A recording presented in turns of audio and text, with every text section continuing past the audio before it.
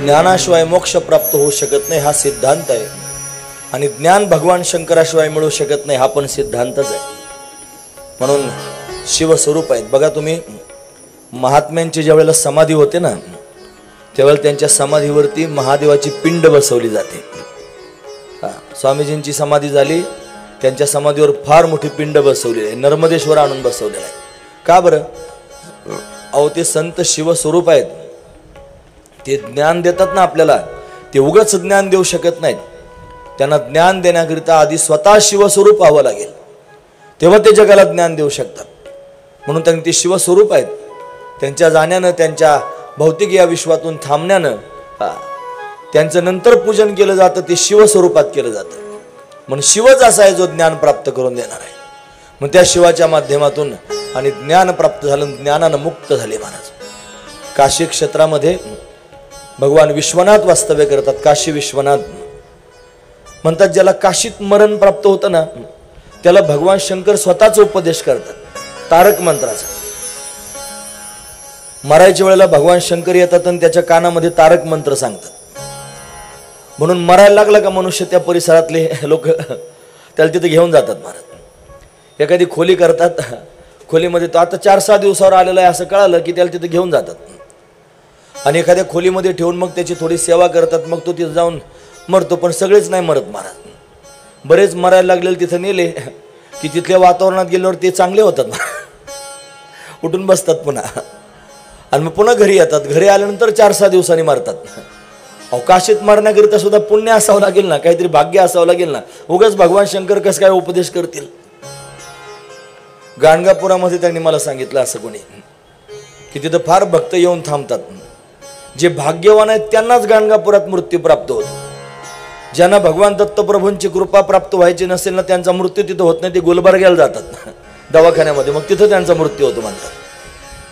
पण भगवान शिवाची त्यांनी महाराज कृपा व्हायची असेल तर ती त्यांच्या मनावर आहे, त्यांच्यावर अवलंबून आहे. मग ते आपल्यावर कृपा करणार असतील तर कर्मधर्म संयोगाने आपल्याला तिथं मृत्यू होऊ शकतो. राहुरी तालुक्यामध्ये उमरे नावाचं एक गाव आहे. उमरे, सोनई ब्राह्मणी उमरे आहे ना, उमरे नावाचं गाव आहे. त्या उमऱ्यामध्ये एक जनार्दन महाराज ढोकणे होऊन गेले. जनार्दन महाराज ढोकणे त्यांचं आडनाव होतं. काहीतरी सरकारी नोकरीला होते, रिटायर झाले. म्हणून आता परमार्थच करायचा असा विचार केला आणि 10-5 लोक बरोबर घेऊन त्यांनी काशीला गेले. काशीची यात्रा त्यांनी सुंदर झाली आणि लोकांच्या समोर प्रवचन सांगत होते. प्रवचन सांगायला बसलेले असताना छातीत कसं तरी झालं म्हणले, पण प्रवचन त्यांनी थांबलं आणि दवाखान्यात सुद्धा जाता आलं नाही महाराज. तिथंच मृत्यू झाला. काय भाग्यवान महाराज. जन्मभर त्यांनी सर्व्हिस केली, सगळं काय केलं, पारमार्थिक जीवन जगले, कीर्तन करत राहिले आणि मृत्यू काशीमध्ये त्यांनी प्राप्त झाला. याच्यापेक्षा काय सौभाग्य असलं पाहिजे? भगवान शंकर प्रत्यक्ष प्रगट होतात आणि तारक मंत्राचा उपदेश करतात, ज्ञान प्राप्त करून देतात. म्हणून ज्ञान देणारा जर त्यांनी देव कोण असेल तर भगवान शिव आहे महाराज. पण भगवान शिवानं याचा उद्धार अशा पद्धतीने केला देवराजाचा. फक्त देवराजाचाच उद्धार झाला असं नाही, मला अनेक उदाहरणं तुमच्या समोर सांगता येतील. असं श्री सूतजी महाराज शौनकांना म्हणतात. तुम्हाला जर खरोखर शिवपुराण ऐकायचंय, तुम्ही भाग्यवान आहात, या कलीच्या त्रासातून तुम्हाला मुक्त व्हायचंय, काय साधन केलं पाहिजे तुम्ही जर प्रश्न विचारत आहाल तर शिव महापुराण ऐका. हे पाप घालून भगवंताची प्राप्ती करून देणार आहे. एक उदाहरण मी तुमच्या समोर देवराज ब्राह्मणाचं सांगितलं, असे अनेक उदाहरणं मला सांगता येतील. तिने अजून एक उदाहरण सांगायला सुरुवात केली. अजून एक ब्राह्मण आहे महाराज, तो सुद्धा त्यांनी बाष्कळ नावाच्या नगरीमध्ये राहतो. नगरीचं नाव आहे बाष्कळ. त्या ब्राह्मणाचं नाव आहे बिंदुग आणि त्याच्या पत्नीचं नाव आहे चंचुला. नाव जरा अपरिचित आहेत, पण ऐका तुम्ही सगळ्यांनी, फार महत्व. नावामध्ये काही रहस्य दडलेलं आहे. हा ब्राह्मण त्यांनी बिंदुग म्हणजे जीवात्मा आणि त्याची पत्नी त्यांनी चंचुला म्हणजे बुद्धी. बुद्धीचे अनेक तरंग असतात महाराज. बुद्धीच आपल्याला मोक्षापर्यंत नेते, बुद्धीच आपल्याला त्यांनी महाराज अधोगतीला पण नेऊ शकते. ज्ञानोबराय म्हणतात, बुद्धी निश्चय आत्मज्ञान ब्रह्मरूप भावी आपण आपण ब्रह्मनिष्ठा राखे पूर्ण तत्परायण अहर्निशी. बुद्धी फार महत्वाची आहे. नाहीतर अनंत बुद्धीचे तरंग क्षणक्षणा पालटती रंग, धरू जाता संग तव तो होय बाधक. अशी असणारी बुद्धी.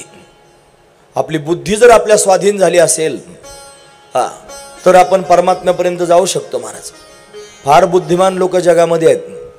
बुद्धीचा वापर जर प्रपंच मिळवण्याकरिता करत असेल तर त्याचा काय उपयोग नाही महाराज.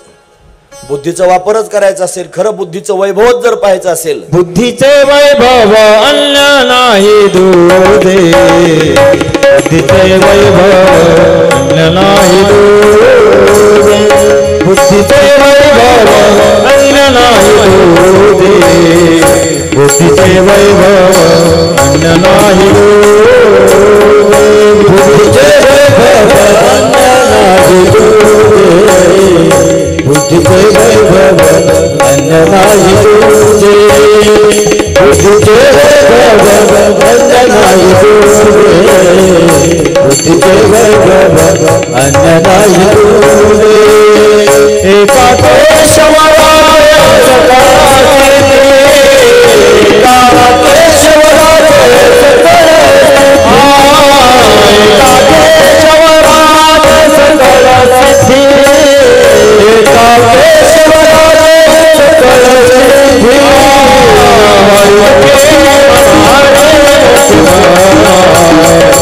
हरिवके मना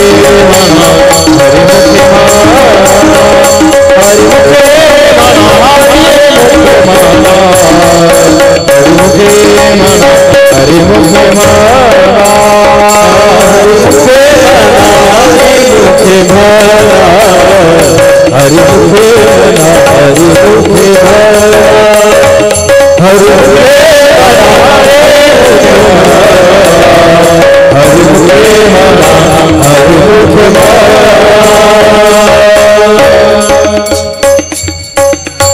बुद्धीचे वैभव अन्य नाही तुझे, एका केशवराजे सकळ सिद्धी. बुद्धीचं वैभव त्याने वेगळं कोणतंच नाही. फक्त भगवंताच्या चरणाजवळ बुद्धी स्थिर होणं हेच बुद्धीचं लक्षण आहे महाराज. पण बुद्धी आपल्या कंट्रोलमध्ये असली पाहिजे. म्हातारपणाला जसं त्याने महाराज सगळी इंद्रिय शिथिल होतात ना, तशी बुद्धी सुद्धा शिथिल होते महाराज. महत्वाची गोष्ट आहे. पण बुद्धी ज्याची शेवटपर्यंत टिकून राहिली ना, तो मनुष्य त्याने महाराज भगवंताचं चिंतन करता करता प्राण सोडू शकतो. मग बुद्धी जर हातात राहिली नाही तर घोटाळा होण्याची दाट शक्यता असते. एक मनुष्य असा मी पाहिला, बरेच वर्ष त्यांनी परमार्थ केला, गळ्यात माळ घातली, जन्मभर देवधर्मच करत राहिला. पण मरायच्या वेळेला त्यांनी महाराज बुद्धीमध्ये विकल्प निर्माण झाला, गळ्यात घातलेली माळ काढून टाकली आणि जे नाही ते खायला मागू लागला महाराज. का बरं झालं असेल? बुद्धीवरचं कंट्रोल संपलं. तसं बुद्धीला सुद्धा दाबून धरलं त्याने आत्तापर्यंत, आणि ती दाबून ठेवली, पण अंगातलं बळ कमी झालं आणि त्याच्यातला प्रभाव संपला. मग बुद्धीनं तिचं काम केलं, ती चंचल झाली. पण बुद्धीच त्यांनी माणसाला नागवते महाराज. बुद्धीच उच्च स्थितीला नेऊ शकते, ब्रह्मरूपता प्राप्त करून देऊ शकते, आणि बुद्धी त्यांनी महाराज अधोगतीला पण नेऊ शकते. बुद्धीचं काम आहे निश्चय करणं. म्हणून चंचुला, तिचं नावच आहे चंचुला, ही चंचल आहे म्हणून तिचं नाव चंचुला आहे. हा बिंदुग म्हणजे जीव हा त्याने महाराज भगवंताचा अंश आहे ना, बिंदू स्वरूपात आहे म्हणून त्याचं नाव आहे बिंदुग. ममैव अंशो जीव लोके जीवभूत सनातना मनषष्टानी इंद्रियानी प्रकृती स्थानी कर्षती. म्हणून हा बिंदुग म्हणजे त्यांनी जीवात्मा, आणि चंचुला म्हणजे त्यांनी चंचल असणारी बुद्धी. बाष्कळ नगरामध्ये त्यांनी राहते. बाष्कळ म्हणजे अमंगळ, बाष्कळ म्हणजे ओंगळवानं, असं बाष्कळ शब्दाचा अर्थ होतो. असं नगर कोणतं असेल? मनुष्य शरीर हे नगर आहे, बाष्कळ आहे महाराज. सकाळी सकाळी झोपेतून उठल्यानंतर आपल्याच तोंडाचा वास आपल्याला घ्यावा वाटत नाही. इतकं खराब वास येतो महाराज. रात्री झोपताना जर ब्रश करून झोपलं तर बरं, नाही तर सकाळी दुर्गंधी तोंडातून बाहेर पडते. काही लोकांबरोबर बोलताना त्यांच्या समोर तोंड करून बोलावं असं वाटत नाही. बोलतात खरे, पण अशी दुर्गंधी तोंडातून वाहते. का सांगतो? कशाकरिता? दुर्गंध आहे महाराज. चांगले चांगले पक्वान्न तुम्ही त्यांनी अशा पद्धतीने खाता, काय घडतं? त्याचा दुर्गंध होतो. फार महत्वाची गोष्ट आहे. हे सगळं दुर्गंधीनं भरलेलं शरीर आहे. म्हणून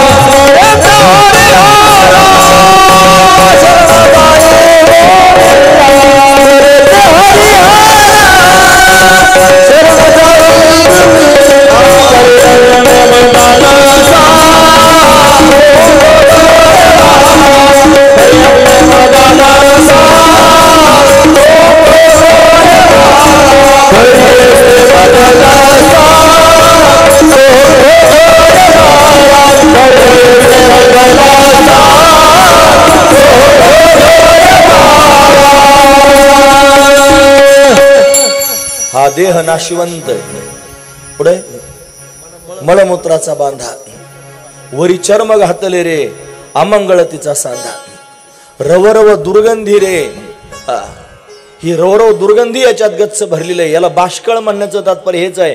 हे मनुष्य शरीर हेच बाष्कळ नगर आहे. या नगरामध्ये राहणारा बिंदुक म्हणजे जीवात्मा आहे. काय होतं या माणसाच्या शरीराचं?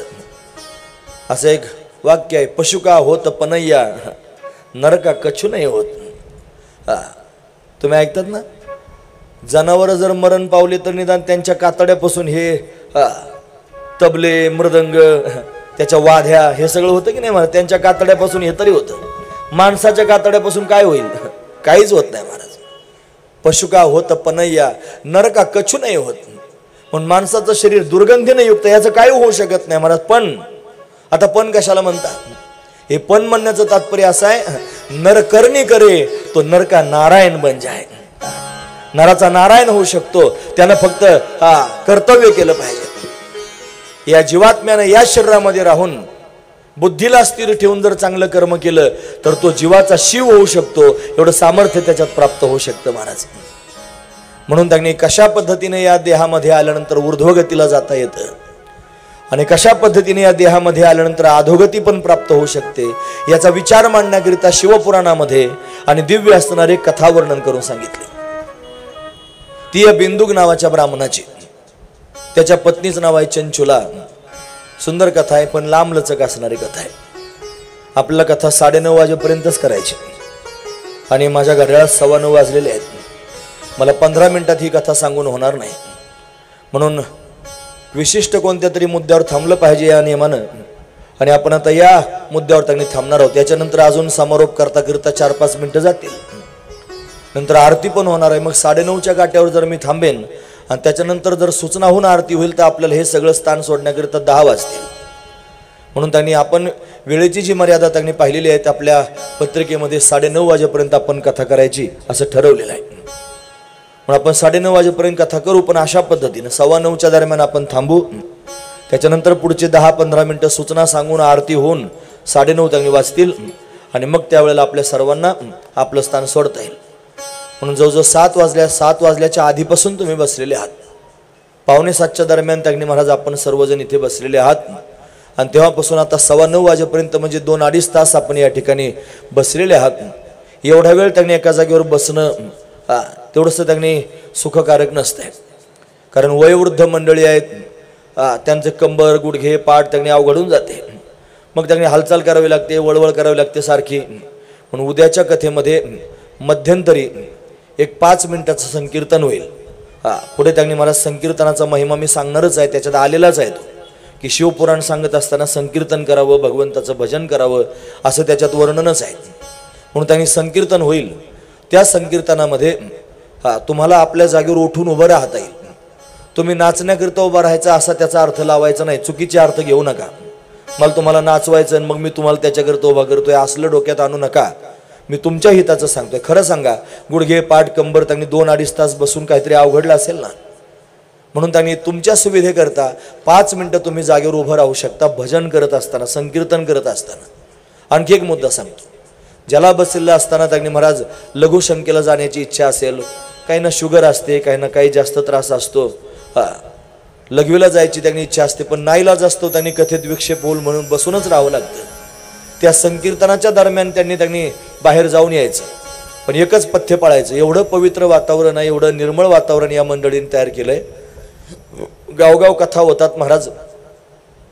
आमच्याकडे संत पंढरीत कार्यक्रम होतात, खाली खडी अंथरलेली आहे. आपली चोपली वेडी वाकडी, त्याच्यावर त्या मॅट चाकायच्या चटाई आणि त्याच्यावरच लोक बसतात. खालून टोचत राहतं सारखं. तुम्हाला बसण्याकरिता फार छान गादी आहे महाराज. तुमची एवढी सुंदर सुविधा आहे आणि म्हणजे झोप येण्यासारखं सुद्धा होऊ शकतं बरं याच्यात. एवढ्या गादीवर बसल्यावर झोप आली मग काय करायचं. म्हणून सावध होऊन ऐकलं पाहिजे. तुमच्याकरिता फार जास्त सुविधा आहेत. म्हणून या सुविधांमध्ये तुम्ही श्रवण करत आहात. पण हे पण सुविधाच समजा 5 मिनिटाच्या दरम्यान तुम्ही संपूर्ण कथेमध्ये एकदा भजन होईल मध्ये आणि ते पण 5 मिनिटाचं होईल. आणि त्या दरम्यान तुम्ही त्यांनी लघुशंकेला जायचं असेल तर जाऊन यायचं. फक्त या मंडपात परत प्रवेश करत असताना हात पाय धुवूनच यायचं. संयोजकांना माझी विनंती आहे की या लोकांकरता बहिर्दिशेला जाऊन आल्यानंतर हात पाय धुण्याकरिता पाण्याची व्यवस्था करावी, नाहीतर अमंगल रीतीनं आपण याच्यात येणार आणि असेच त्यांनी बसणार, ते योग्य वाटणार नाही. म्हणून तशी तरतूद संयोजक, एवढं जर तुमच्याकरता केलं मग तेवढं करणं काय फार कठीण आहे का? माझ्याकडून सूचना सांगतो. मला वाटतं हे समोर जे बॅरिगेट लावलेत की नाही, हे समोरचे मला तुम्हाला दिसू देत नाहीत. तुम्ही कसे ऐकता काय ऐकता मला दिसत नाही महाराज. म्हणून हे समोरचे त्यांनी काढून टाका. उद्या समोरचे काढून टाका, असेच राहू द्या. हे दोन असेच राहू द्या, या दोन लाईन अशा असू द्यात. फक्त समोरचे काढून टाका. आणि जे पाठीमागे त्यांनी बसलेले आहेत त्यांना त्या स्क्रीनवर पाहण्याची सुविधा केलेलीच आहे. म्हणून त्यांनी सुविधा केली म्हणून तुम्ही मागं बसून पाहायचं आणि ऐकायचंय असा विचार करू नका. ज्याला ऐकायचं त्यांनी समोर बसून ऐका. जागा नाही राहिली तर मागे जाऊन बसा. पुढे जर जागा मिळाली नाही तर मागे जाऊन बसा. तो ही का बरं लावलेला आहे? पुढच्या लोकांना जागाच मिळाली नाही, मग फार दूर आहे आता हे, मग काय करायचं? म्हणून तुम्हाला ते स्क्रीनवर पाहायला मिळतंय, ऐकायला मिळतंय. मग जर जागा नसेल तर मागे जाऊन बसा. पुढं जागा आहे त्यावेळेला सगळ्यांनी पुढेच येऊन बसा आणि पुढे बसून श्रवण केला. पुढे बसून श्रवण केल्यानं जेवढं चित्त लागतं तेवढं मागे बसून श्रवण केल्यानं लागत नाही. माणसं गप्पा तरी मारतात, चुळबुळ तरी करतात, काहीतरी त्यांनी मारत त्यांचं चालू राहतं. मागे बसणारा दिसत नाही ना कथा सांगणाऱ्याला सुद्धा, त्याच्यामुळे त्याला सवलत असते, मुभा असते, तो आपला वळवळ करत राहतो मागे. म्हणून त्यांनी जेवढं जास्त समोर बसून कथा श्रवण कराल तेवढी जास्त कथा श्रवण करायला मिळेल. महात्म्य कथा सुरू आहे. एकच महात्म्य सांगायचं राहिलेलं आहे, ते महात्म्य सांगून उद्या आपण त्यांनी मुख्य असणाऱ्या कथेमध्ये त्यांनी विद्येश्वर संहितेमध्ये प्रवेश करणार आहोत. या शिवमहापुराणामध्ये जसे श्रीमद भागवतामध्ये स्कंद आहेत तसे याच्यामध्ये अनेक संहिता वर्णन करून सांगितलेले आहेत. त्याच्यामध्ये अनेक खंड आहेत, त्याच्यामध्ये अनेक अध्याय आहेत. पण अशा पद्धतीने आपल्याला शिवमहापुराण श्रवण करायचंय. त्या शिवमहापुराणाच्या श्रवणानं त्यातला पूर्ण भाव आपल्या अंतकरणात उतरेल. आपल्या अंतकरणात भगवान शंकर घर करून त्यांनी बसतील आणि मग खऱ्या अर्थानं आपण शिवलोकापर्यंत जाऊ शकतो. एवढं सामर्थ्य आपल्याला प्राप्त होईल. ही त्यांनी शिवमहापुराणाची महती मी तुमच्या समोर सांगतोय. अशा पद्धतीनं आपण देवराज ब्राह्मणाचं त्यांनी चरित्र श्रवण केलं. आपण बिंदुक आणि चंचुला यांचं चरित्र उद्या श्रवण करणार आहोत.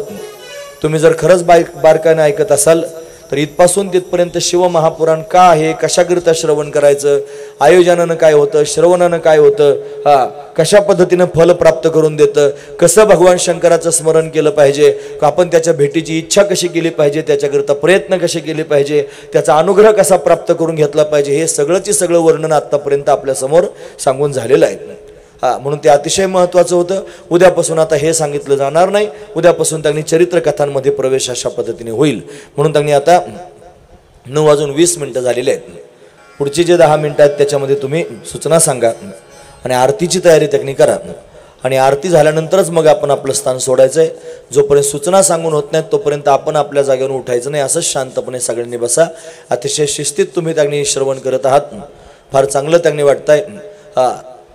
महापुरुषांचं आगमन सुरुवातीला झालं, त्यांचे आशीर्वाद आपल्या सगळ्यांना प्राप्त झाले.